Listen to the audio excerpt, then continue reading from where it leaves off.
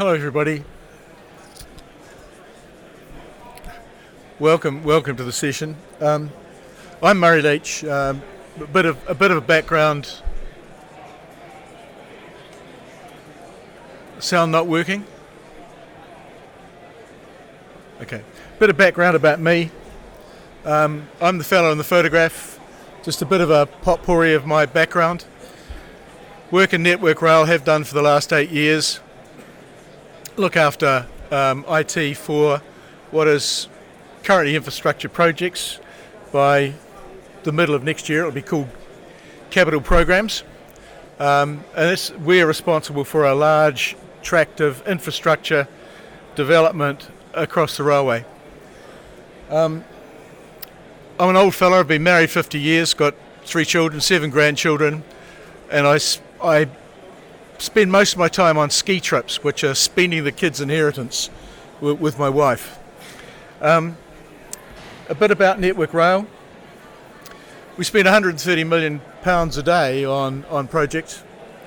It's not a small number. We spend about 22%, it's actually a bit higher than that, of the infrastructure budget in the UK. In the last 5-year tranche, we spent £25 billion on enhancements. In the current 5-year tranche, which we're partway through year 1, we'll spend £36 billion on enhancements, maintenance, and renewals. So it's a fairly busy organisation. In terms of our project's data, we've been on a bit of a journey. We're really good at reporting last Saturday's football results. In other words, we can tell you pretty much what we did last month, report on it very accurately, but we're not very good at looking at the potential around data for looking into the future. Like most organisations, we have a huge amount of data. So as we embarked on this journey, we've developed what we call a single version of the truth, and that's based around our very large data warehouse and some very standard reports. We built that around the 3 personas you can see on the right-hand side of the slide, which are about business operations, i.e. you need to give the business the data they need to do their work and to make their decisions. B, around the report consumer, the project managers who need to look over the projects, to look at the detail and to make decisions accordingly. And finally, around the analysts. A colleague of mine sitting there is our group analyst, and basically his life has been for the last 10 years around Excel spreadsheets, and there's a need to do something better around that and not spending 2-3 weeks answering random queries from people and being able to do that in a different way. There are some common pain points. Those are the usual things around siloed reporting. In other words, a project thinks that they want their report in a particular way. A program thinks they want it in a different way. The region thinks it wants it in a third way, and the exec knows for sure that it wants it in a fourth or fifth way, depending on which exec we're talking about. The process is probably frustrated a lot by inconsistent processes and recording of data, inconsistent use of the data across the organisation. Now, over the last 3 years, we've worked really hard at getting that into a much more controlled process, into a much more automated process, into a process where we can improve the quality of the data. And probably when we started this process 4 to 5 years ago, I'd have put a 50 to 55% quality mark against the data we had in our data warehouse. I'd now say that's 85 to 90, and probably closer to 90 than 85%. And for a large data warehouse and the data that you're getting out of it, if it's at that level of quality, then I'm pretty happy. Reporting 3 years ago was very much Excel spreadsheet and PowerPoint.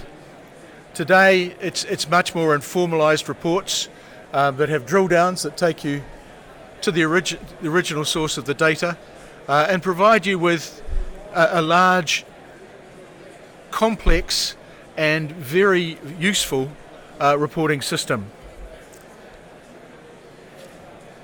We wanted more than that though, and so last year we embarked on a process that was going to unlock some of the insights that the data might hold. For example, if you've got data over a long period of time, you can begin to look at that in ways that can give you some sort of predictive analytics about what might happen in particular circumstances.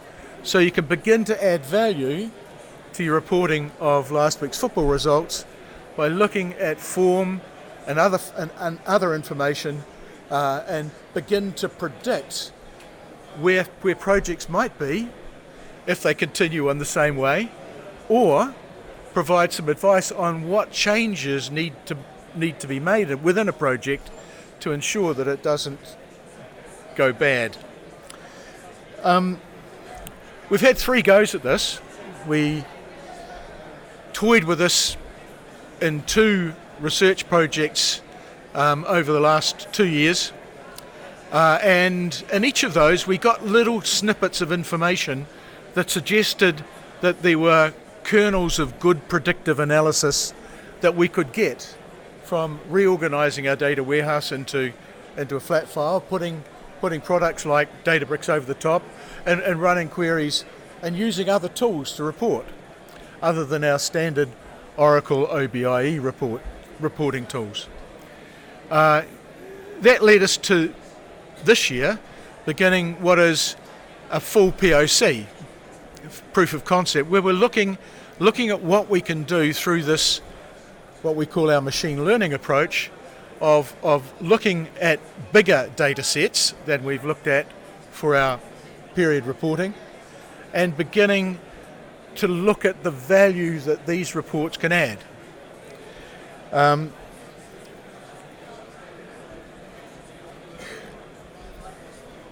Critically, the outputs, where there's sufficient fidelity, quality of data, to socialise, have been taken first. So we haven't we've cherry-picked, if you like, the areas that we think we can show value being added initially. As the POC's gone on, other things have got in the way of it, like our board deciding that they want to look at something called notable schemes. So they picked the 10 top schemes. They have, not us, not the business, and then said, we want some indicators around where these are. Now they're quite different data sets from those that we use for our reporting, because they've asked other questions, and I'll come to that a bit more later. But that's meant that the POC has had to be really adapted almost on a weekly basis to meet the requirements that other people have, in this case our board. Another big challenge has been around integrating the proof of concept with our standard reports. Obviously we see some value in being able to add widgets, or whatever you want to call them, to our standard reporting, so that people get some value added data that they can use in their day-to-day approach to decision making. And that's been a challenge. It's been interesting because Network Rail is going through a devolution process.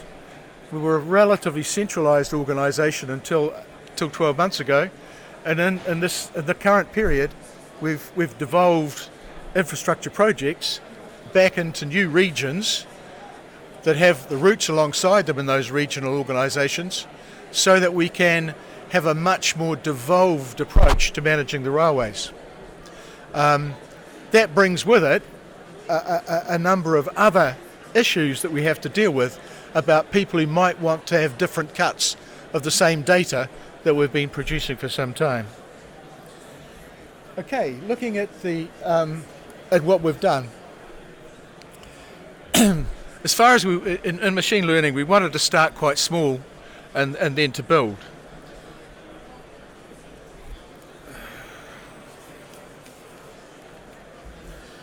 To do that, we've partnered with the Oakland Group, who've got me here to talk today, so I better give them a bit of a tick in the box. And they were one of the two companies who did POCs for us in the previous period, and we found with a bit of competition that they delivered us the answers that we needed at that time to move on to the next phase. Our philosophy's been to start small and then to build. So in the POC that we did with Oakland last year, we looked at what we could get out of three areas, out of cost and volumes, in other words, looking at delivery milestones and the cost of them. Secondly, looking at risk data and comparing that with where projects were. And we actually looked at a couple of key projects that we had, in inverted commas, failure against. In other words, they were projects that had run into trouble. And we found out that there was some correlation between those two markers. And that led us to thinking about what we could do in moving forward with this and looking in greater detail at what we should do. So we set up a POC with some work streams in it. Those work streams basically were aligned to the three personas we saw earlier, so that we looked at what it was that we could do to add value to our periodic reporting, what we could do to improve the way in which we handled ad hoc queries, and what we could do in linking any data from machine learning via widgets to our reports, or moving towards some form of bureau service for individuals to serve themselves in terms of the data they want. So those three things are what are working together in the POC at the moment. In stage one, it's a bit like building a house. I'm a builder. I build a model house. So I build my show home. So we've got the framework, the roof, the walls, and we have chosen how we decorate it. So we've put in our kitchen, our carpets, our furniture. When you move to self-service, you've got the frame, but individuals are going to choose which parts they use. Now that leads me to one of my issues with the whole thing about big data, whole thing about moving to self-service. Do you want to provide a huge data set for people to self-serve from, or do you want to provide a known and validated set of data for people to use to report from? I'm afraid I lean towards the second. And so another stream that we've added to this project is around data management, data governance, and providing some principles for the way in which a bureau service should operate.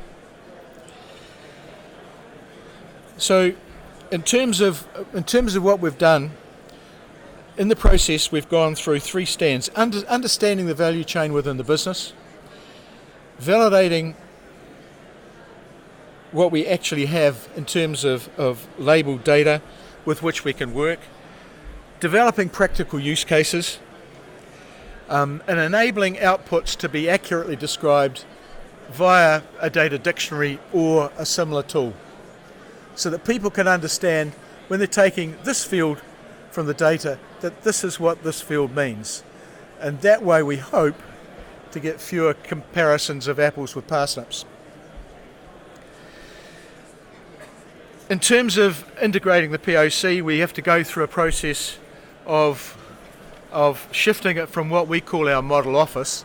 Our model office is actually just a research base that we have that we ran up 5 years ago to see what would happen if we used more out-of-the-box functionality from Oracle, which was our tool of choice 5 years ago, so that we could look at seeing the impact of some of the new products, the new versions of the product were coming out, and the advantages of shifting to them more quickly. What we now have done with it over the last 3 years is to look at areas of the business where you need to run something up quickly, and here we've used the same environment to basically run up this POC. Moving on,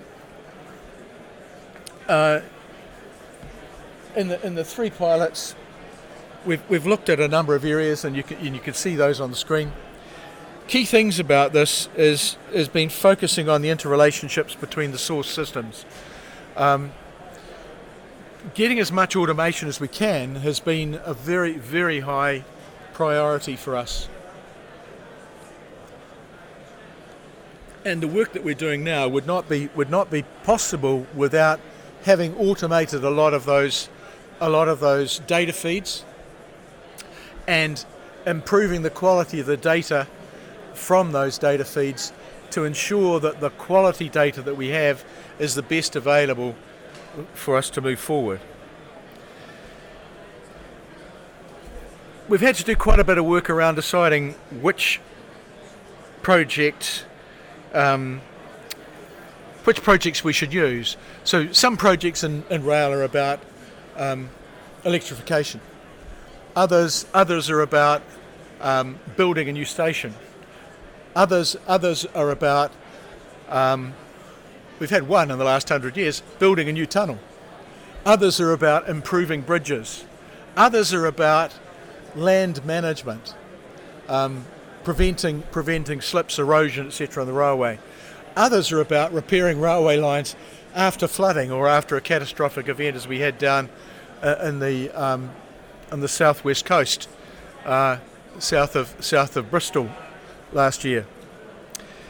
So you need to be able to categorise those. You need to also categorise them whether they're greenfields or brownfields, whether it's in a city, whether it's rural, because in those sort of conditions actually impact the way in which a project operates. It also impacts what the predictive analytics might be able to tell us about it. So getting those splits has been quite important in terms of how we've approached it.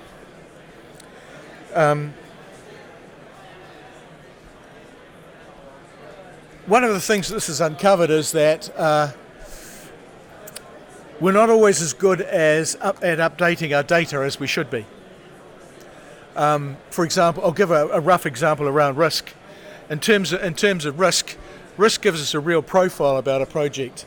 Sometimes it's possible to see as a project is dipping into one of those areas where either the delivery is lagging or the cost is going up.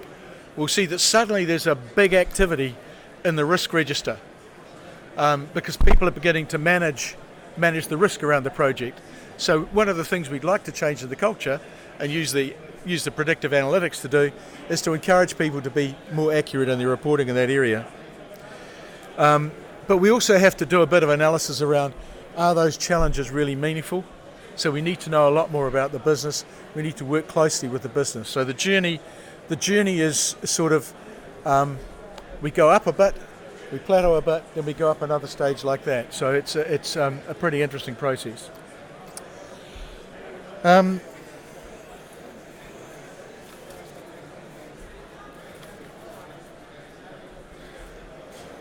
terms of delivery, we've chosen to go with three small vendors, SMEs we'd like to call them. And we couldn't do it without these three. We've got Project EU who look after our standard reporting, Oakland who look after our machine learning and some of the advanced analytics that we're using in the predictive area, and OnTrack who manage the infrastructure and also have some input around the art of the possible when it comes to delivering things quickly to get us off the ground. In addition to that, there's an NR team, several of whom are sitting in the second row here, and if you want to grab them and find out what it's really like, grab them and talk to them. What we've had to do though is to build in a brownfield structure, so we haven't had a greenfields environment. We actually haven't had an environment inside NR where we could actually do this, so we had to create our own. NR now is getting an environment in the next 12 months that we'll be porting all this onto to make it operational. So in being at the front of the boat, making the bow wave, means that sometimes you have to think about how you can move from one environment to the other. And again, our three partners in that have been pretty central to us making that work. Security is always a big challenge, and when it comes to data, getting the security right around it, making sure that the access rights and availability of the data are well covered, has been one of the things that's exercised us quite a bit in this process. The other thing that I think is a big challenge in this area is when you're used to managing data that comes in pretty standard reports, it's set up in a particular way. When you start moving into predictive analytics, you're using normalized data in a different way, and people getting their heads around that and understanding that the two systems operate quite differently is sometimes quite difficult.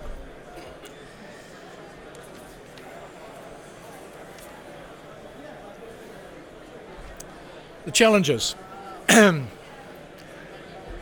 Any organisation's got lots of data will find that there's some noisy data. In a government agency as we are these days, you've also got things like an election cycle. It won't have escaped you that we've been subject to a major review that isn't being announced yet because of something called an election.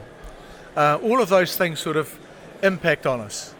The HS2 review and so on, all of those things impact on our data, and they impact on the way in which we need to respond to it.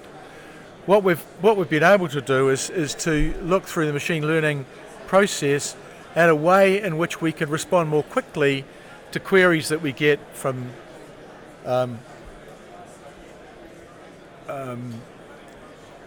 government, from the OOR, from DFT.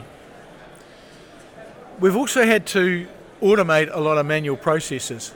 When you're moving in this area, it's very easy to become quite mandrolic, because somebody in a region will say, actually our data over here is better than the data you've got in the corporate database. It's a matter of changing the culture so that they shift that data from a spreadsheet into the corporate database so that you've got the right information. It's also some issues around technology. In a big organisation, we're changing our technology as we move through this process. So what has been traditionally a product A shop is now becoming a product B shop in some areas and a product C shop in other areas. And how you adapt to that when you're trying to move into using data in a bigger and better way becomes a big challenge. And also, lastly, on this is it's around managing the hype. Machine learning, predictive analytics, the POC is not a silver bullet. I don't believe there are any silver bullets in this space. What we have to do is actually continue to improve the quality of our data, get the business to understand their data better, get the quality of the data to a level where it can be trusted, and get people trained on using the tools. The tools are very important in getting this delivered. Okay, I hear clapping, so it must be getting near the end. Oops, I think I've gone too.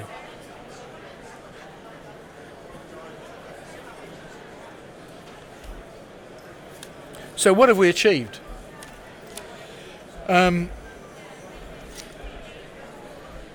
We've improved in-year forecasting.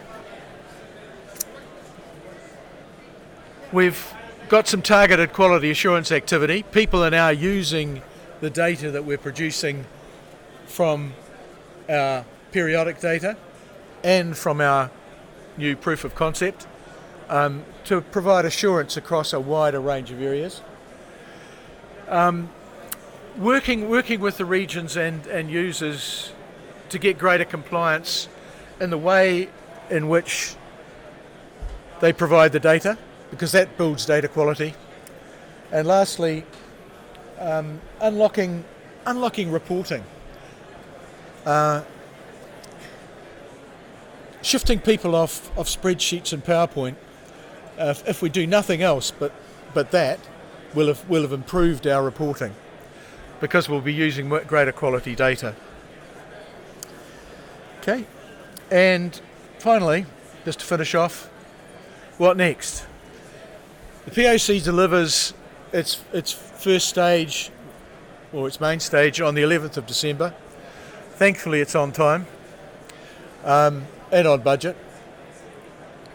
Following that, we have to consolidate what we've done and also begin the move onto the Network Rail corporate solution, which is slightly different from that which we're using in our research area. And then the biggest task is getting the business adoption. For me, this is all about three things. It's about people, process, and technology, in that order. We've done a lot of good stuff in the technology, but we've got to do a lot more in the people and process area to really make this embed and become part of the key part of the key portfolio that people use, and to add the real value. So finally, some reflections. Already said the first one around process, people and technology. Definitely starting small and then growing it has been a big measure of our success to date. We've been pretty good at picking the battles. We spend a lot of time on that. I know that our group analysts and I spend a lot of time on how we should pick the battles around the notable schemes. And we've just, in the third month of operation, actually got the regions to own it, so that we don't have to take responsibility for that. So that's a good sign. Technology is only part of the solution. It's the fun part for me, but it's not the bit that really gains us most. It's the people and process change that come with that technology that give us most benefits. Managing expectations is a key part of it. Part of my role is about managing people's expectations. Part of Richard's from Oakland's role is around managing expectations, because it's very easy for us to get caught up in the hype of what's new, because people see machine learning as part of artificial intelligence, a part of a whole range of things that are really nice and out there. You can see it around us today. But the reality is that to get all of those real benefits, there's some hard graft underneath. And I think that's one of the key lessons that we've learnt from this process, is about you have to do the hard graft. You can't just grab the headlines. And finally, don't underestimate the change that you're going to be making in this process. But equally, don't underestimate the value that you're going to give back to the business as this process builds and you get into the real guts of the reporting and start getting the value back from it. So thank you very much for listening. I hope you haven't been too bored. And it's really hard to get feedback when you're all listening in there. But thank you very, very much. Thank you.